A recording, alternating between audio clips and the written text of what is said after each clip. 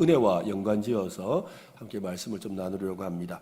그리스도인들이 오해하는 것 중에 하나는 율법과 은혜의 관계입니다. 얼핏 보면 율법과 은혜는 서로 충돌하는 것처럼 느껴지지요. 그래서 율법에는 해야 할 것과 하지 말아야 할 것이 분명하게 규정되어 있고 그것을 어긴다면 또 처벌을 받아야 하지요. 그런데 매번 은혜로 용서를 받는다면, 그죠? 매번 은혜로 용서를 받는다면 굳이 율법이 필요 없죠. 그렇잖아요, 그죠? 매번 그냥 용서해 준다면 그러면 율법이 왜 필요하면 그냥 마음대로 살고 은혜 받으면 되는데 그런 의미가 생기는 거죠. 사실 세상의 거의 모든 종교가 자기의 노력으로 구원을 얻는다는 그런 신학을 가지고 있습니다. 모든 종교는 다 지성이면 감천이죠. 그래서 열심히 치성을 드리고 또 지극정성으로 내가 무엇을 하면 결국엔 얻는다라는 그것이 세상의 종교입니다. 하지만 기독교는 이 은혜를 믿음으로 구원을 받는다고 가르치죠. 네. 율법 준수는 이 구원을 얻기 위한 수단이 아닙니다. 이거 중요합니다.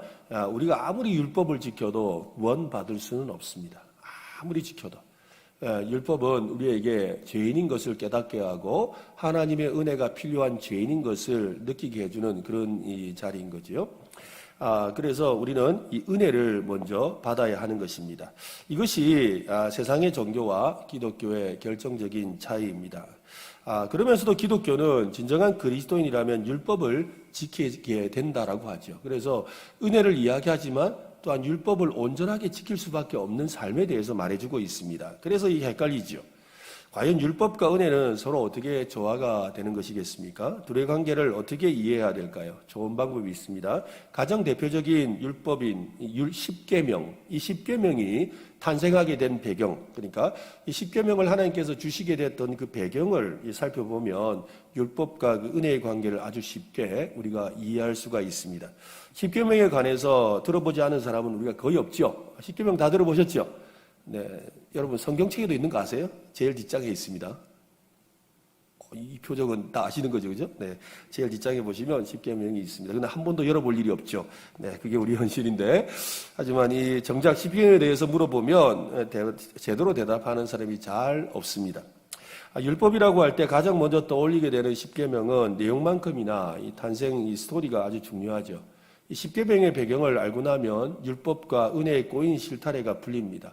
십계명은 은혜와 충돌하지 않습니다. 오히려 십계명은 하나님의 은혜 안에서 탄생한 것입니다. 그러니까 십계명을 제대로 이해하려면 은혜라는 관점에서 봐야 된다는 거죠.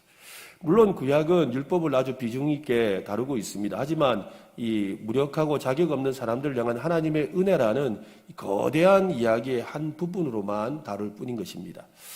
하나님은 아브라함에게 가나안 땅을 그의 자손에게 주겠다고 약속하셨습니다. 하지만 그 땅을 곧장 얻을 수 있는 것은 아니었지요. 하나님은 아브라함에게 약속의 땅을 얻게 되는 과정을 이렇게 설명하셨는데요. 창세기 15장 13절로 16절 한번 보십시오.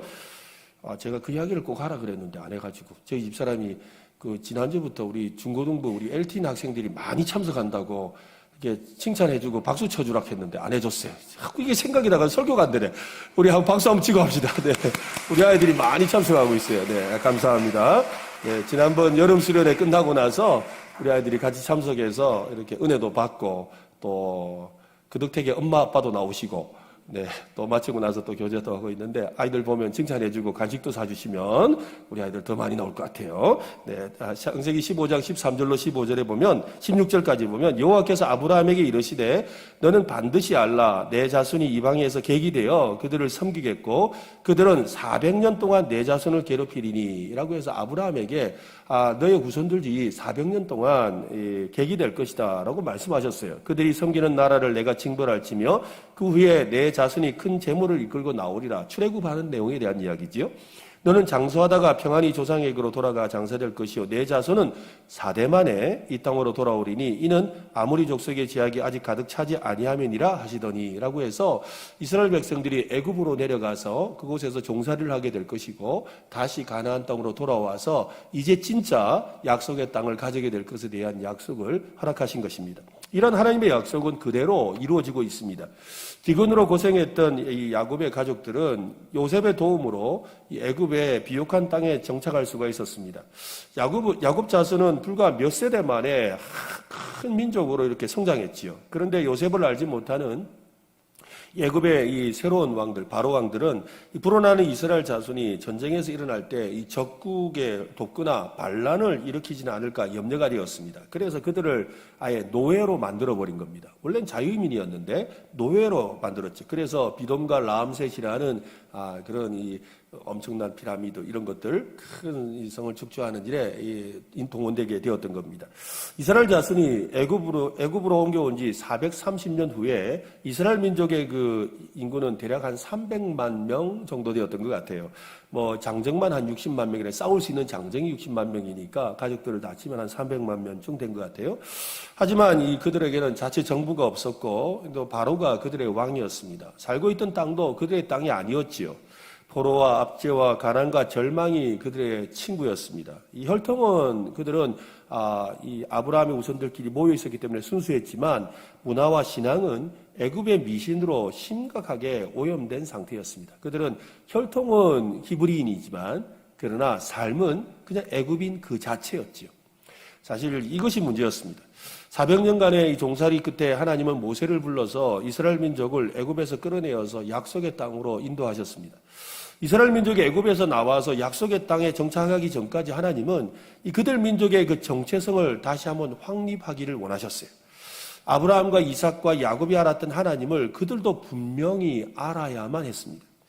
하나님은 이스라엘 민족에게 지켜야 될 그 율법을 또한 주셨죠. 이것이 뭐 식생활 습관, 또 위생, 또 뭐 결혼 생활, 또 자녀에 대한 교육, 또 노예와 관계된 것, 또 가축과 짐승에 대한 것들, 또 재산권에 관한 600개 이상의 그 법률로 이루어진 모세의 율법이 주어지게 된 배경입니다.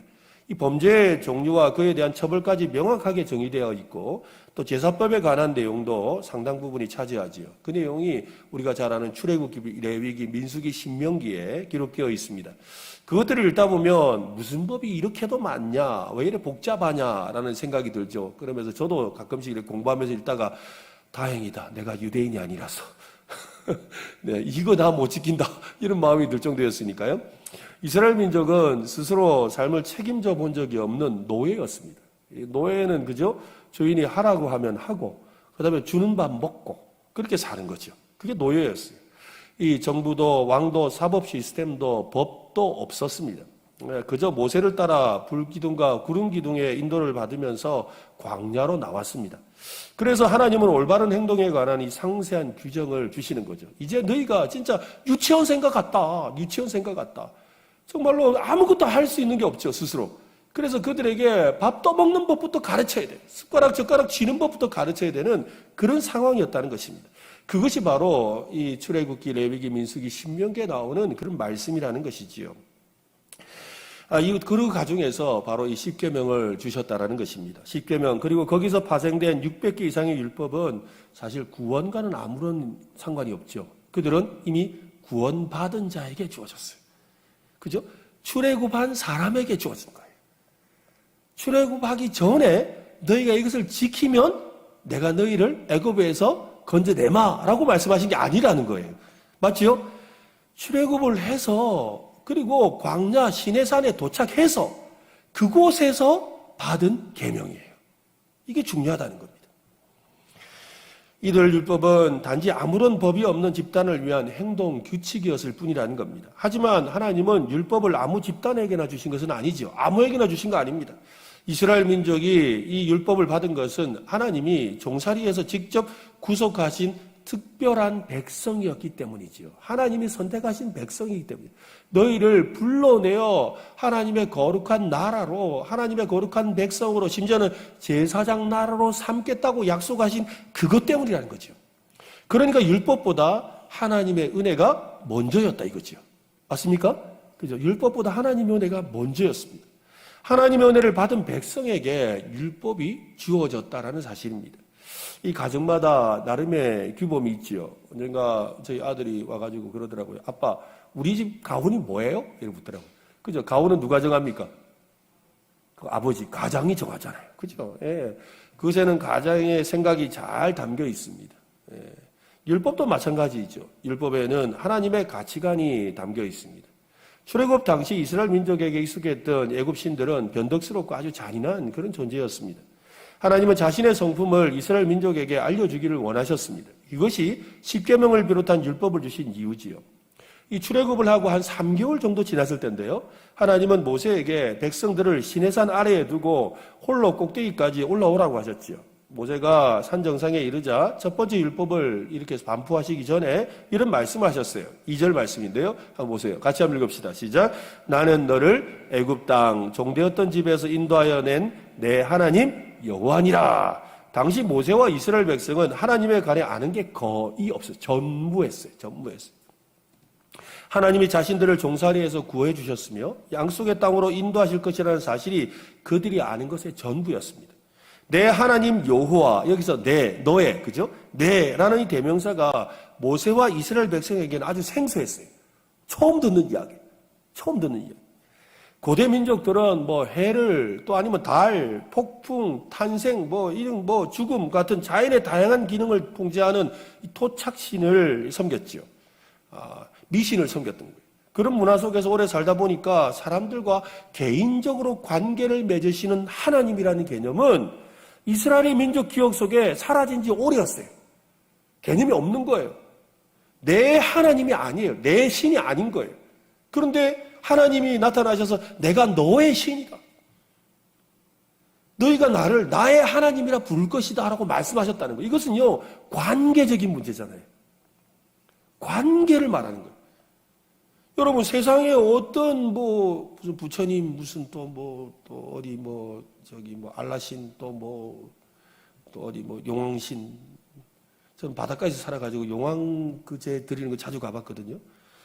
근데 가면 용왕신 하는데 그걸 보고 나의 하나님, 나의 신, 나의 용왕님 이래 안 합니다. 우리 전통적으로 옥황상제님 할 때 옥황상제를 나의 옥황상제님 아무도 안 하잖아요. 아무도 그런 말을 안 해요. 왜? 나의라는 나의 내라는 이 표현은 관계적인 거거든요. 근데 신에 대해서 관계를 표현하는 것은 오직 하나님밖에 없는 거예요. 지금 이 세상에도 마찬가지인 거예요. 그러니까 여러분, 우리가 나의 하나님, 나의 하나님, 나의 하나님, 나의 하나님 하는 이 노래 그냥 부르면 안 돼요. 이게 얼마나 놀라운 일인지를 알고 불러야 돼요. 아멘? 그죠? 나의 하나님, 해볼까요? 나의 하나님, 나의 하나님. 그죠? 나의 하나님이시라는 거예요. 그렇게 하나님이 내가 너의 하나님이 되겠다고 말씀하셨으니까요.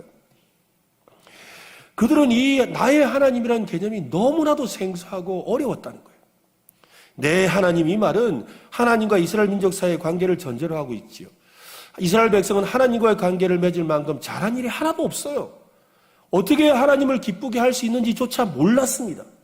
그렇지만 하나님은 내가 너의 하나님이다 라고 말씀하신 거예요. 그들이 뭘 한 게 아무것도 없는데, 그들이 한 것은 아무것도 없어요. 그런데 그들에게 찾아오셔서 내가 너의 하나님이다. 여러분, 아브라함에게도 그러셨잖아요. 그죠? 아브라함이 한 게 아무것도 없어요. 그런데 아브라함에게 찾아가셔서 뭐라 그랬어요? 내가 너의 하나님이 되어주마. 내가 하나님이 되어주마. 그러셨다는 거예요. 하나님은 너의 하나님이다 라고 스스로 말씀하셨어요. 이것은 너는 지금 나의 백성이라는 그런 뜻을 갖고 있죠. 다음으로 하나님은 이렇게 말씀합니다. 나는 너를 애굽 땅 종되었던 집에서 인도하여는 내 하나님 여호와니라. 그 순간 모세의 머릿속에서 출애굽의 기억이 주마등처럼 스치고 지나갑니다. 10가지 재앙으로 애굽의 우상들을 조롱하신 하나님, 모든 장자의 죽음을 비롯한 재앙으로부터 자기 백성을 보호하신 하나님, 문지방에 희생양의 피를 묻힌 집마다 죽음의 천사가 지나간 그 유월절 사건을 경험하게 하신 하나님, 홍해를 갈라서 이스라엘 백성을 애굽 군대로부터 구원해 주신 그 놀라운 하나님, 낮에는 구름 기둥과 밤에는 불 기둥을 보내주신 하나님, 광야에서 초자연적인 그런 역사로 물과 음식을 공급해 주신 그 하나님이 떠올랐던 거예요. 하나님의 메시지는 아주 분명합니다. 나에게 잘 보여야 내 백성이 되는 것이 아니다. 얘들아, 착각하지 말아라. 나한테 잘 보인다고 내 백성 되는 거 아니야. 너희가 잘해서 나와 좋은 관계가 되는 것도 아니야.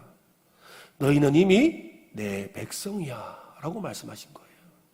오늘 하나님이 우리에게도 그렇게 말씀하시는 거예요. 너는 나의 아들이다. 너는 나의 딸이다. 그렇게 말씀하신다고요. 너는 나의 백성이다 라고 말씀하신다고요. 오늘 네가 오늘 금요 기도에 나왔으니까 오늘 내 백성 지켜줄게. 그게 아니에요, 여러분. 대단히 안 된 이야기지만 오늘 이 기도에 안 나온 사람도 하나님이 내 자녀를 하신다니까요. 그렇게 말씀하시는 거죠. 왜 이렇게 우리에게 말씀하십니까? 그것은 우리를 구원하기로 작정하셨기 때문이죠. 하나님의 사랑이 먼저이기 때문입니다. 하나님과 이스라엘 관계는 아브라함과의 약속을 통해 시작되었습니다. 하나님은 이스라엘에게 율법을 주시기 전에 먼저 그들과의 관계를 맺으시고 그러한 바탕 위에서 율법을 주셨습니다. 하나님은 인간의 본성을 잘 아시죠? 왜? 우리를 만드신 분이니까. 그래서 먼저 관계를 맺은 뒤에 율법을 주시는 거예요. 관계의 핵심은 신뢰에 있잖아요. 신뢰. 그죠? 신뢰해야 뭐라도 받아들이는 거예요. 신뢰하지 않으면 하나도 안 되잖아요. 신뢰가 없으면 상대방의 마음을 열 수가 없습니다. 그래서 하나님의 첫 번째 계명은 바로 이 신뢰와 관계되어 있는 계명입니다. 첫째 계명은 하나님이 모든 필요를 채우실 줄 믿으라는 것이죠. 하나님이 모든 필요를 채워주신다 해볼까요? 하나님은 모든 필요를 채워주신다. 그래서 3절 말씀해 보면 이렇게 말이죠. 나 외에 다른 신을 내게 두지 말라. 왜 나 외에 다른 신을 두지 말라 그럴까요? 왜 나 외에 다른 신을 두지 말라 하실까요? 딴 데 가도 못 얻는다 이 말이에요. 오직 나의 필요를 채우시는 분은 누구다? 이 하나님이라는 거예요. 너의 하나님이라는 거예요. 그러니까 괜히 딴 데 가지 말라 이 말이에요. 딴 데 간다고 해서 얻을 수 있는 게 아니라는 거예요. 아멘? 그래서 나는 나 외에 다른 신을 내게 두지 말아라. 굳이 애써서 고생하지 말아라 이야기하는 거예요. 아까 말씀드렸잖아요. 세상의 종교는 내가 뭘 해야 그 신이 나의 신이 될까 말까 하는 거예요. 근데 우리 하나님은 내가 뭘 하지 않아도 나를 당신의 자녀 삼아 주셨어요. 그런데 굳이 딴 데 가서 돈 쓰고 마음 쓰고 뭐 신경 쓰고 시간 써서 고생하지 말라 이거예요. 왜 안 주니까? 누가 주신다고요? 하나님이 주신다는 거예요. 하나님은 이스라엘 백성들에게 이렇게 말씀하셨습니다. 나는 너의 유일한 신이 되고 싶다. 하나님은 왜 그런 말씀을 하셨을까요? 그것은 이스라엘 백성이 온갖 잡신을 숭배하는 문화 속에 살아왔기 때문이죠. 온갖 잡신, 여러분 그 애굽에서 10가지 재앙이 있었잖아요. 근데 학자들에 의하면 10가지 재앙은 사실은 신들의 전쟁이라 그래요. 신들의 전쟁. 그러니까 이 피계, 이파, 우매, 독종하는 그 10가지 재앙이 나오는 이 재앙들은 다 뭐와 관계 있느냐면 그 신들의 그 숭상하는 우상과 관계가 있는 거예요. 그러니까 하나님께서 그 모세를 통해서 그 10가지의 그 우상을 다 무너뜨린 거예요. 그 태양의 빛을 잃게 하는 거, 그죠? 흑암. 바라오는 태양의 아들이라고 생각했거든요. 그런 것처럼 이렇게 그 땅에 있는 또 나일강을 중심으로 있었던 그 많은 우상숭배들을 다 하나님이 그거 하신, 그래서 나일강을 피물로 가득하게 하는 일을 통해서 역사하시는 거예요. 온갖 잡신을 섬기며 살았던 사람들이 지난 400년간 온갖 잡신을 섬기며 살았던 사람들이 이스라엘 백성이었다는 거죠. 하나님은 이스라엘 백성이 필요에 따라 각기 신을 의지하기를 원치 않으셨습니다. 가뭄 때는 비의 신, 흉작 때는 다산의 신, 해와 달과 별들의 신. 하나님은 필요가 생길 때마다 찾는 그런 잡신이 아니라 이스라엘 백성의 유일한 신이요 모든 필요를 채워주시는 유일한 공급원이 되기를 원하셨다 이 말입니다. 그런 유일한 신을 뭐라 부르죠? 그 유일한 신을 뭐라 부르죠? 지난번에 말씀드렸는데 여호와. 그죠? 여호와. 오직 나의 하나님. 유일한 나의 하나님. 여호와는 그런 뜻이라고 했죠. 한번 볼까요? 오직 유일한 나의 하나님. 그게 뭐라고요? 여호와라는 뜻이라는 거예요. 두 번째 계명은 하나님을 상징하는 어떤 기념물보다도 이 기념물이나 형상도 세우지 말라고 하지요. 출애굽기 20장 4절로 5절까지 말씀인데요. 한번 보세요. 너를 위하여 새긴 우상을 만들지 말고 또 위로 하늘에 있는 것이나 아래로 땅에 있는 것이나 땅 아래 물속에 있는 것의 어떤 형상도 만들지 말며 그것들에게 절하지 말며 그것들을 섬기지 말라. 나 내 하나님 여호와는 질투하는 하나님인즉 나는 너를 미워하는 자의 죄를 갚되 아버지로부터 아들에게로 3, 4대까지 이르게 하거니와. 유일신은 고대인들에게 이해하기 힘든 개념이지만 보이지 않는 신은 아예 상상조차 할 수 없는 개념이었습니다.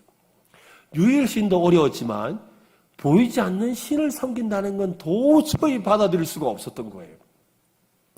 당시 고대인들은 자연신들을 예술품으로 빚어서 그 앞에 절하고 기도하고 제물을 바치고 찬양했습니다. 심지어 그 신의 형상을 한 조각상에 옷을 입히고 그 앞에다가 음식물을 놓기까지 하지요. 이게 불과 우리들의 얼마 전에 이야기잖아요. 우리 시대의 이야기들. 하나님이 이스라엘 백성에게 그분의 형상을 만들지 말라고 한 데는 두 가지 이유가 있습니다. 먼저는 어떤 형상으로도 하나님을 표현할 수 없다라는 거예요. 하나님을 표현할 수 없다라는 거죠. 그래서 하늘을 두루마리 삼고 바다를 먹물 삼아도 하나님을 표현할 수 없다 이 말이에요. 네? 그렇다는 거예요. 하나님은 인간의 상상력을 초월하는 분이죠. 하나님은 그 어떤 창조물보다 크십니다. 하나님은 자연의 어떤 경관보다도 장엄하시죠.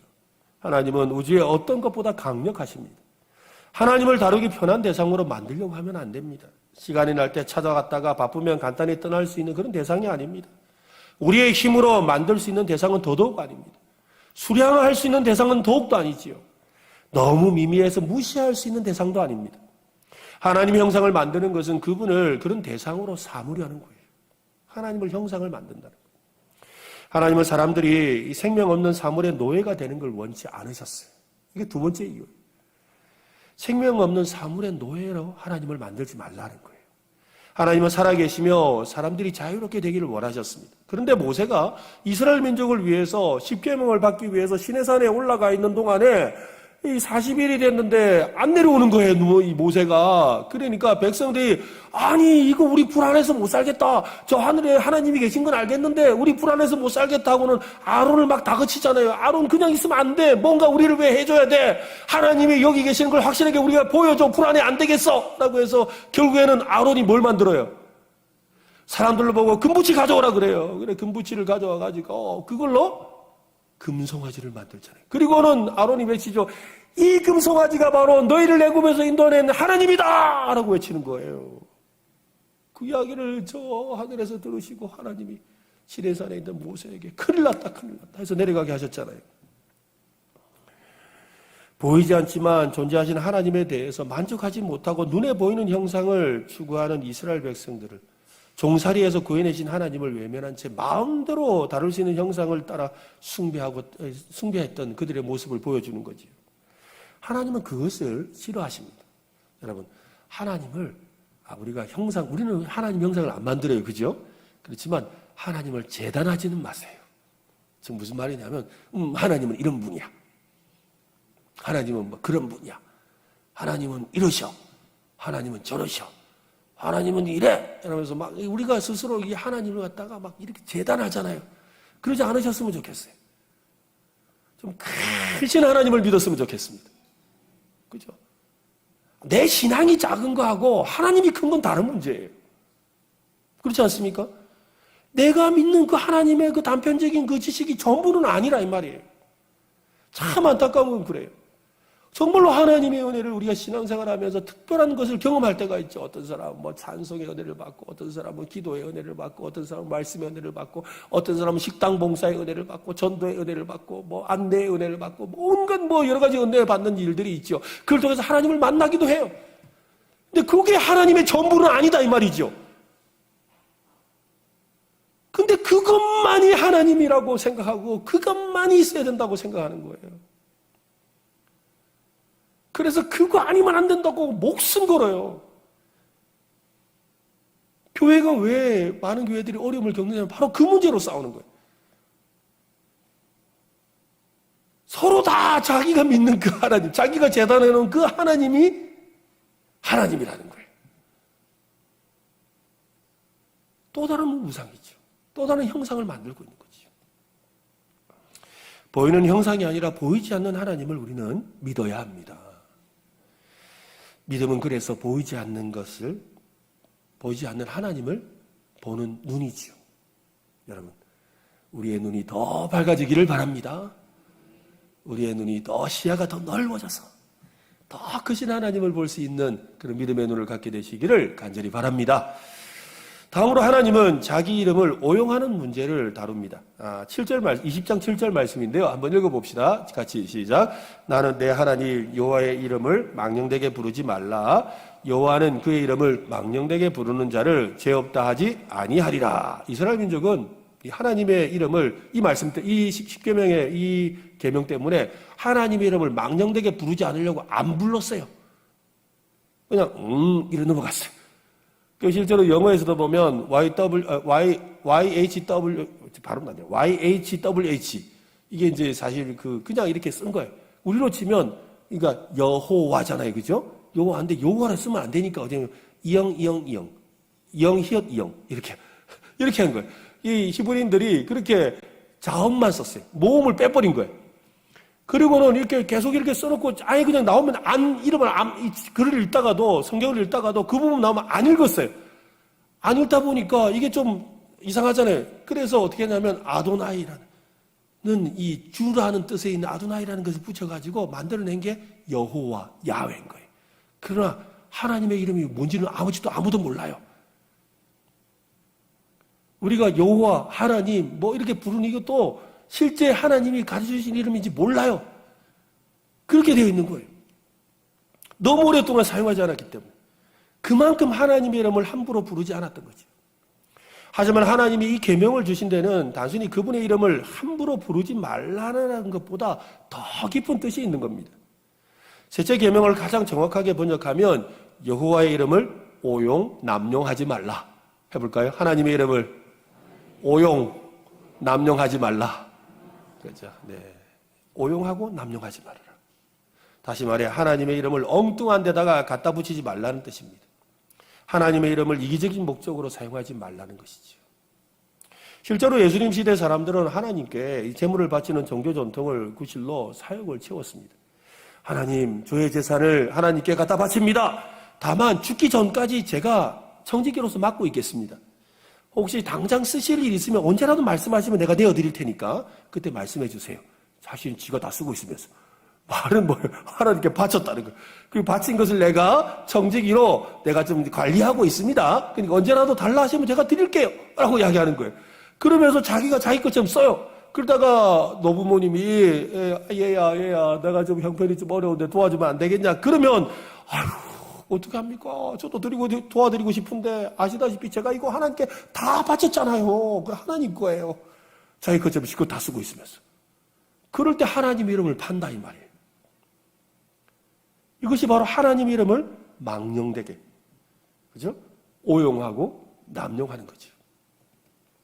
참 안타까운 이야기를 하나 들은 적이 있습니다. 우리 지난주에도 잠깐 오예비 시간에 잠깐 그 이야기를 했는데, 우리는 지금 강단에 이렇게 신발을 신고 올라오는데, 제가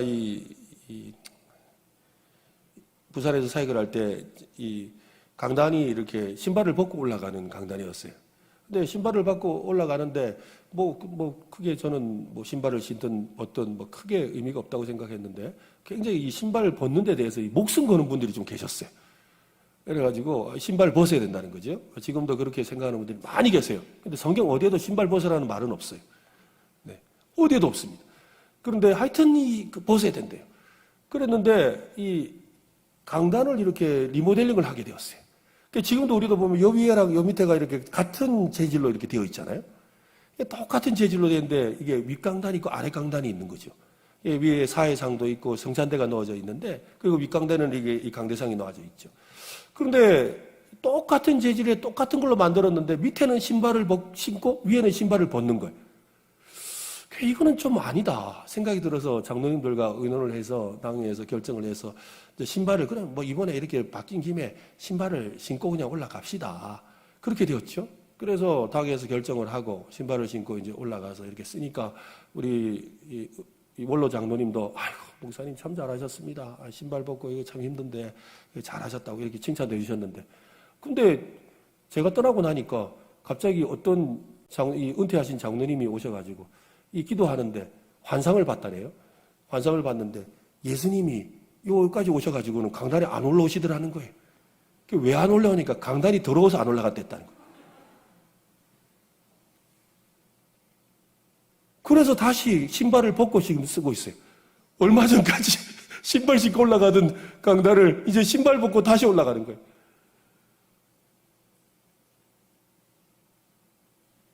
나는 아직도 모르겠습니다. 제가 믿음이 부족한지는 어떤지 모르겠는데 예수님이 하신 이야기일까? 잘 모르겠어요. 누구를 비난하고 싶은 게 아니에요. 이와 같은 일이 우리 안에도 얼마든지 있습니다. 얼마든지 있다. 이것이 하나님을 오용하는 것이고 남용하는 거예요. 나의 생각에 하나님을 갖다 붙이는 거예요. 나의 불편함을 하나님의 힘을 입어서, 이름을 빌어서 이야기하려고 하는 거죠. 너무 위험한 거예요. 우리 젊은 청년들도 여기 있는데, 우리 청년들, 한 번씩 제가 청년사역을 오래 할 때 보면 그래요. 자매들이 찾아와서 그러죠. 목사님, 어느 형제가 저보고 사귀자요. 그래요. 왜? 그러니까. 그러면서 기도했는데 하나님이 자기 짝이라고 했대요. 그래요. 내가 그러죠. 그건 아닐 거다. 하나님 이름을 그렇게 쓴다고요. 여러분, 이것이 하나님의 이름을 망령되게 일컫는 거예요. 최근에 기독교 목사님 또 어떤 분들이 막 나와서 막 소리치면서 하나님을 어떻다고 하고 이야기하잖아요. 그 일을 통해서 그 존귀하신 하나님의 이름이 사람들에게 희화되잖아요. 그게 얼마나 부끄러운 일인지를 몰라요. 여러분, 하나님의 이름을 존귀히 여기시길 바랍니다. 내가 믿는 하나님은 존귀하신 분이에요. 그죠? 존귀하신 분이에요. 그 옛날에 그래서 이름조차 못 부르고, 그죠?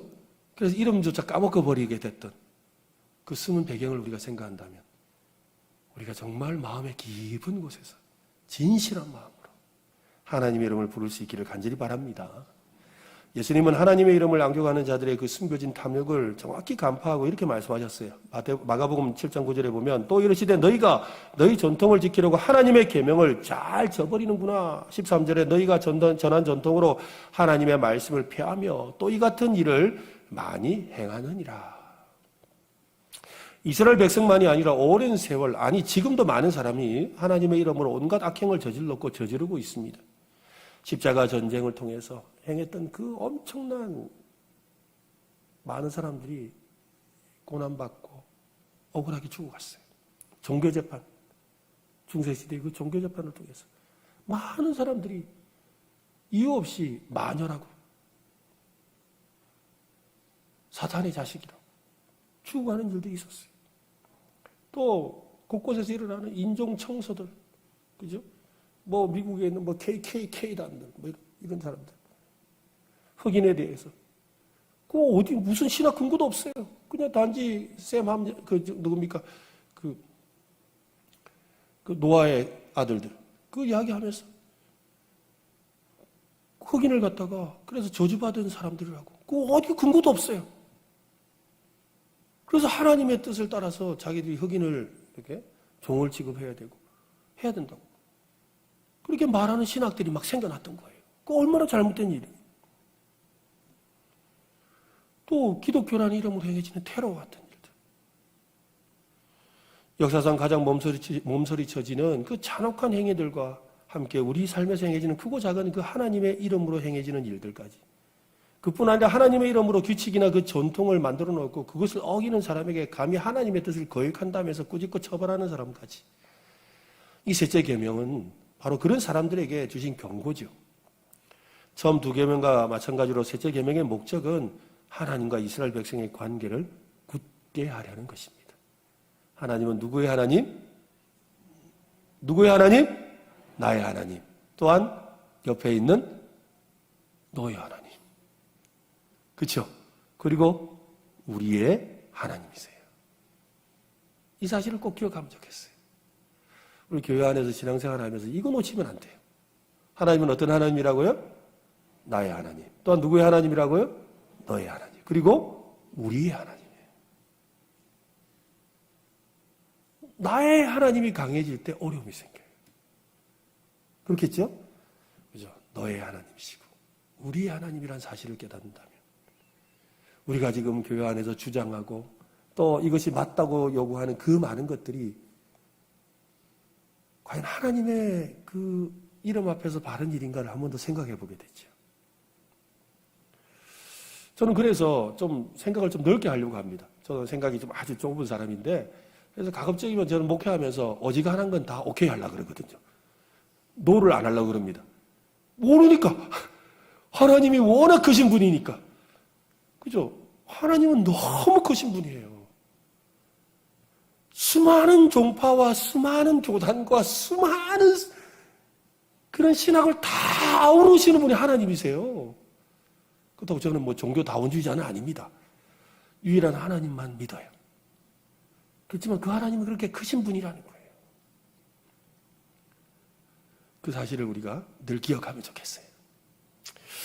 이제 처음 세 계명이 하나님과 인간의 관계를 굳게 만드는 것이라면 이 네 번째 계명은 그 관계를 축하하는 계명입니다. 20장 8절로 11절 말씀인데요. 한번 보세요. 안식일을 기억하며 거룩하게 지키라. 안식일에 대한 계명이죠. 6해 동안은 힘써 내 모든 일을 행할 것이나 7째 날은 내 하나님 여호와의 안식일인즉 너나 내 아들이나 내 딸이나 내 남종이나 내 여종이나 내 가축이나 내 문 안에 머무는 객이라도 아무 일도 하지 말라. 이는 6해 동안에 나 여호와가 하늘과 땅과 바다와 그 가운데 모든 것을 만들고 7째 날에 쉬었습니다. 그러므로 나 여호와가 안식일을 복되게 하여 그 날을 거룩하게 하였느니라.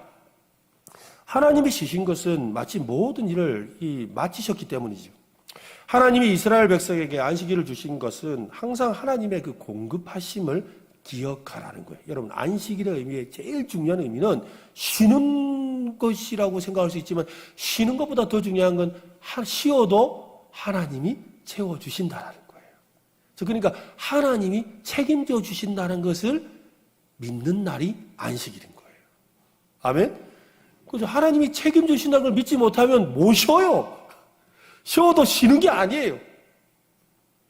저도 학생 시절에 고등학교 때 저희는 이 주초고사라는 게 있었어요. 월요일 날 8시에 꼭 시험을 쳐요. 그것도 국영수 시험을 치죠. 이 국영수 시험을 그래서 중간고사, 기말고사 때는 국영수가 없어요. 이 월요일 날 아침에 8시에 시험을 치는 그 성적이 한 학기 동안의 성적이 그 학기 성적이 되는 거예요. 내신 성적이 되는 거죠. 그러니까 이 주일날 다 학교 가야 돼요. 또 그때는 뭐 과외 이런 거 우리 비슷한 세대들, 학력고사 세대들 있잖아요. 과외도 못하죠. 학원도 없었죠. 그리고 오로지 자기가 공부해야 되는 거예요. 사당 오락. 그래서 4시간 자면 걸리고 5시간 자면 떨어진다. 사당 오락. 이래가지고 막 하여튼 시간 싸움이었거든요. 그래가지고 이 주일만 되면 학교에서 뭐 다 불렀어요. 그래서 출석을 매기고 안 오는 학생들 뭐라 그랬어요. 근데 저는 끝까지 안 갔거든요. 토요일 날 이 독서실에 가서 밤새도록 공부하고 새벽 4시까지 공부하고 와서 그리고 자고 그리고 9시에 교회 가서 교회 이렇게 봉사하고 그랬어요. 그리고 이제 밤에 저녁 예배니까 저녁 예배 끝나고 밤 9시에 들어가면 그때부터 또 공부하고 그렇게 하면서 이렇게 막 이 안식일을 지켜보려고 막 노력을 했어요. 그러나 제가 은혜가 없는지라 지키면서도 마음은 늘 불안하죠. 친구들은 학교에서 공부하는데, 그죠? 친구들은 학교에서 공부하는데, 나는 여기서 이러고 있다. 과연 이게 옳은가? 늘 그 마음에 갈등이 있는 거예요. 여러분, 하나님이 책임져 주신다는 그 믿음이 없으면, 쉬어도 쉬는 게 아닌 거예요. 몸은 여기 앉아 있는데, 마음은 거기 있는 거야. 그렇단 말이에요. 그러니까 하나님이 책임져 주신다는 걸 믿어야 돼요. 여러분, 하나님이 책임져 주시는 것을 믿으시기를 바랍니다. 그래야 진짜 쉼이 되고 안식이 되는 거지요. 하나님은 정말 쉬워도 좋다는 것을 행동으로 증명해 보여주셨어요. 출애굽한 이스라엘 백성이 애굽에서 가지고 나온 물과 음식은 곧장 약속의 땅으로 갈 정도가 되지 못했지요. 되었습니다. 그렇지만 그들은 약속의 땅까지 가기에는 너무 오래도 돌아버렸죠. 곧장 가야 되는데 광야에서 뱅뱅 돌다 보니까는 자기들 생각에는 한 보름 만에 갈 줄 생각해서 그래 넉넉하게 한 달쯤 준비했는데 벌써 석 달 동안 광야 생활을 하다 보니까 어떻게 되었어요? 먹을 게 하나도 없어요. 문제가 생기는 거죠. 그러자 백성들이 이 모세를 향해서 불평을 쏟아놓았습니다. 어느 날 아침 장막 밖에 땅이 서리같이 작고 둥근 것들이 온통 덮여 있는 것을 보았지요. 이스라엘 백성들은 그것을 마누라고 했어요. 마누. 이게 뭐냐면 이게 뭐야? 마누. 이게 뭐야? 이게 마누가 만나로 바뀌는 거예요. 이게 먹고 이라고 된 거죠. 그 일용할 양식을 하늘에서 내려주신 거죠. 하나님은 만나를 그날 먹을 만큼 거두라고 하셨습니다. 하지만 많은 사람들이 말을 듣지 않고 넘치도록 거두어 밤새 저장했지만 이튿날 썩어서 벌레만 기어다닐 뿐이었습니다. 만나는 오직 하나님만을 의지하도록 가르치기 위한 수단이었던 거지요. 하나님을 의지하는 새로운 문화가 싹터야 약속의 땅에서 하나님을 잊지 않을 수가 있기 때문인 거예요. 그래서 사실은 다른 계명보다도 이 안식일의 계명을 목숨 걸고 지키려고 했던 거예요. 이 안식이라는 이 계명을 통해 하나님을 신뢰하는 법을 배워야 되기 때문인 거죠. 이스라엘 백성은 땅이나 경제, 왕이나 또 동맹국이나 이런 것이 아니라 하나님이 궁극적인 공급자라는 사실을 배워야 했습니다. 그래서 40년이 넘도록 이스라엘 백성은 철저히 하나님이 주시는 일용할 양식에 의지하며 살았던 거죠. 하나님은 다음 날에도 다시 줄 테니 그날 먹을 만큼의 만나만 거두라고 명령하셨습니다. 하지만 금요일에는 여섯째 날에 일곱째 날까지 이틀 분량을 거두라고 하셨지요. 하나님은 6일간 수고하면 7일 분량의 음식을 공급해 주신다는 그 말씀을 가르쳐 주신 거예요. 모든 공급은 하나님으로부터 오기 때문입니다. 그러니 우리가 일곱째 날에 할 일은 아무것도 없지요. 종일 쉬어도 좋습니다. 하나님이 선물로 이거 주신 안식일이니 마음껏 즐기도록 하신 겁니다. 이스라엘 백성은 토요일에 만나를 거둘 때마다 하나님의 공급하심을 기억합니다. 이 시스템 속에서 이스라엘 백성에게 필요한 것은 하나님의 그 신실하심과 선하심을 신뢰하는 거예요. 하나님을 신뢰하라는 거예요. 여러분, 하나님을 신뢰하시기를 바랍니다. 하나님이 반드시 채워주세요. 우리는 실제 날수로서의 이 안식일, 우리 주일을 성수하는 그 개념뿐만 아니라 우리의 삶 속에서의 안식이라는 개념이 있죠. 모든 것을 멈추게 하시고 하나님의 때를 기다리게 하시는 그런 이 안식을 경험하기도 합니다. 그때 우리는 마음 놓고 쉬어야 돼요. 하나님을 믿고 신뢰함으로 말입니다. 지금도 하나님은 우리에게 열심히 노력하되 일용할 양식은 어디까지나 그분에게서 나온다는 것을 기억하라고 계속해서 말씀하고 계십니다. 넷째 계명은 하나님을 철저히 의지함으로 영적 물질적으로 이 풍요롭게 살라는 초대의 그 메시지입니다. 하나님은 이스라엘 백성을 종살이에서 끌어내어서 약속의 땅으로 인도하는 과정에서 그분의 그 사랑과 율법이 어떤 관계에 있는지를 분명히 보여주셨습니다. 율법은 관계를 만들기 위해 주신 것이 아니라 이미 존재하는 관계를 확정하기 위한 것이라는 거예요. 즉 관계를 더 돈독히 하게 하려는 거예요.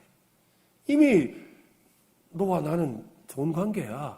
그런데 이 십계명을 통해서 네가 나를 온전히 의지하고 또 내가 어떤 존재인지를 정확하게 알고 또 나를 신뢰하면 더 관계가 깊어지는 거야. 이걸 가르쳐 주시는 거죠.